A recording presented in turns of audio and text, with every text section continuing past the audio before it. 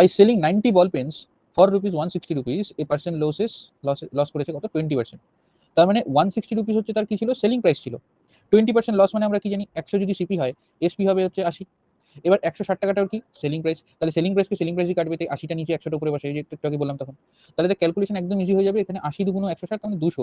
200টা কি বেরোলো বলতো, এটা তো এসপি দেওয়া ছিল, তাহলে এটা বেরোলো কি সিপি। তার জন্য এই 160 টাকায় 200 টাকা জিনিস বিক্রি করা তো লস হলো।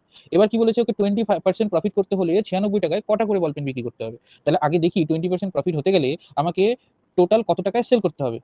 আর সেটা যদি নাও হয়, আগে দেখে নিই হচ্ছে আমার এক একটা তোর বল মানে প্রত্যেকটা বল পেনের দাম তো 200 টাকা, মানে টোটাল বল পেনের দাম 200 টাকা, কিন্তু টোটাল বল পেনের সংখ্যা কত ছিল, 90 বল পেন। তাহলে টোটাল বল পেনের দাম যদি 200 হয়, তাহলে এক একটা বল পেনের প্রাইস কত হবে, 200 ডিভাইডেড বাই 90। তাহলে একটা একটা জিরো ক্যান্সেল, তাহলে 20/90 is the cost price of each ball pen. তাহলে যদি আমাকে এখন 20% প্রফিট করতে হয়, তাহলে আমার এক একটা বল পেনের যে এসপি হবে সেটা কত, এটা তো সিপি এক একটা বল পেনের, তাহলে এসপিটা কত হবে, তাহলে CP into 1 plus profit percent by 100, একটু আগে ফর্মুলাটা দেখালাম, তাহলে ইন্টু 120/100। তাহলে জিরো জিরো ক্যান্সেল হলো, 10 দুগুণ 20, এখানে তিনবার গিয়ে 4, 3 3 হয়, তার মানে 8/3।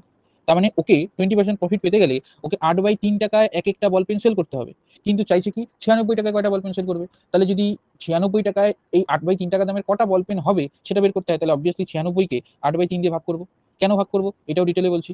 কি যে 8/3 টাকায় ও বিক্রি করে হচ্ছে একটা বল পেন, তাহলে 1 টাকায় বিক্রি করবে কি 1/8/3। তাহলে 96 টাকায় বিক্রি করবে কয়টা বলবেন, 96 গুণ 1/8/3। তার মানে তো 96টা যে উপরে একের সাথে গুণ হয়ে এই লাইনটা হবে 96/8/3। এর পরের লাইন কি হবে 96, এই ডিভাইড সাইনটাকে গুণ করে দেবো, নিচের ভগ্নাংশটা উল্টে যাবে 3/8। 8 বারং 96, 3 বারং 36, তাহলে 36 হচ্ছে অ্যান্সার।